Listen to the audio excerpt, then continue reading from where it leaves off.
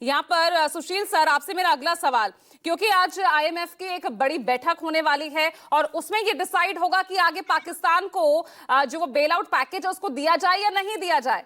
तो इस वक्त स्थिति, मौजूदा सिचुएशन को लेकर और लगातार आर्थिक मोर्चे पर भारत की तरफ से भी कोशिश है कि पाकिस्तान को कोई मदद ना मिले और जो मिल रही है वो बंद हो जाए।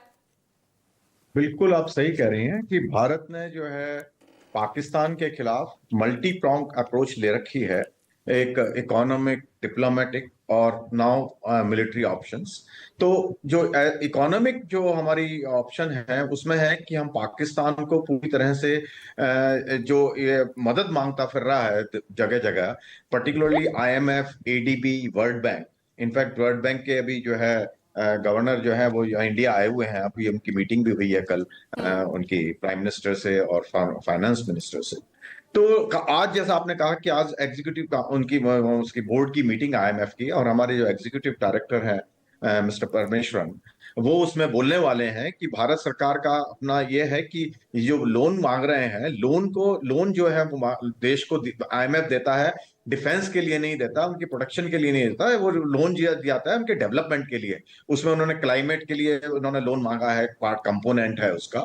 तो उसमें हमें पक्ष हमारा रखा जाएगा कि जो देश इसने लड़ाई करने में लगा हुआ है उसको आईएमएफ कैसे लोन दे सकता है, क्योंकि इंडिया अल्टीमेटली वो इंडिया उसका आईएमएफ का मेंबर है और वो भी इंडिया भी पैसा कंट्रीब्यूट करता है उसको। तो भारत कैसे उसको तैयार होगा या और देश क्यों तैयार होंगे उसके जो वार मशीन को फंड करने के लिए। तो ये बहुत बड़ा मुद्दा है। और पाकिस्तान की, जैसे सबको मालूम है, हालात बहुत खराब है। उनके पास में 2 महीने के लिए भी इंपोर्ट के लिए पैसा नहीं है, इतनी हालत उनकी खराब है।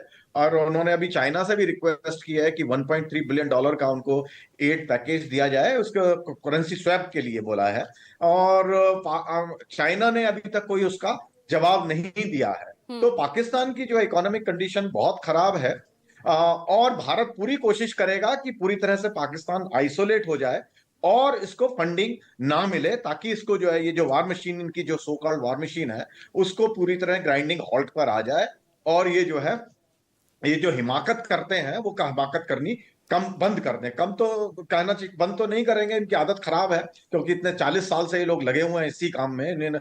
लेकिन इस बार आई थिंक भारत सरकार का पूरा इरादा है कि इनको इतनी कॉस्ट इंपोज करी जाए टेररिज्म को सपोर्ट करने की, कि ये लोग भूल जाएं कि टेररिज्म को सपोर्ट करने से कोई फायदा इनको हो सकता है। बिल्कुल, कहीं पर आप टिक नहीं रहे, उसके बावजूद भी आप अपनी हरकतों से बाज आ नहीं रहे हैं। सैन्य स्तर पर जवाब दिया जा रहा है, लेकिन कूटनीतिक स्तर पर सुशील सर, क्या आगे भारत की रणनीति होनी चाहिए जल्दी से? भारत ने पहले से ही इसमें बहुत साफ कर दिया है कि हम जो है एस्केलेशन में इंटरेस्टेड नहीं है। हाँ। और हम जो लड़ाई लड़ रहे हैं, हम वो लड़ रहे हैं आतंकवाद के खिलाफ। और लेकिन अगर पाकिस्तान एडवेंचरिज्म की तरफ जा रहा है, जिस तरह की अभी हरकत की है, तो उनका जो माकूल जवाब है उसका हम देंगे और दे रहे हैं। So this is our stand. और जो कि ग्लोबली हमने उसको बोला हुआ है कि हम कभी किसी पर हमला नहीं करते, लेकिन कोई अगर हमारे पर हमला करता है तो हम उसको मुंह तोड़ जवाब देते हैं, जो कि हम दे रहे हैं इस वक्त। और इंटरनेशनल कम्युनिटी ने भी ये एक्सेप्ट कर लिया है कि इंडिया को राइट है, टेररिस्ट, जहां भी टेररिस्ट छिपे हुए हैं जो उनको सपोर्ट कर रहे हैं, उनको हम जाके जहां भी हो उनको पकड़ें और उनको सजा दी जाए।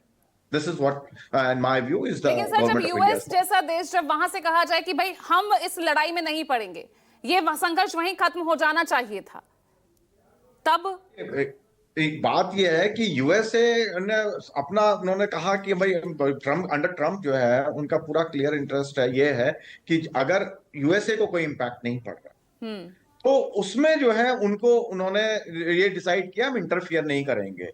लेकिन ये नहीं है कि वो कंप्लीटली उन्होंने हाथ झाड़ लिए हैं, वो बराबर बातचीत कर रहे हैं।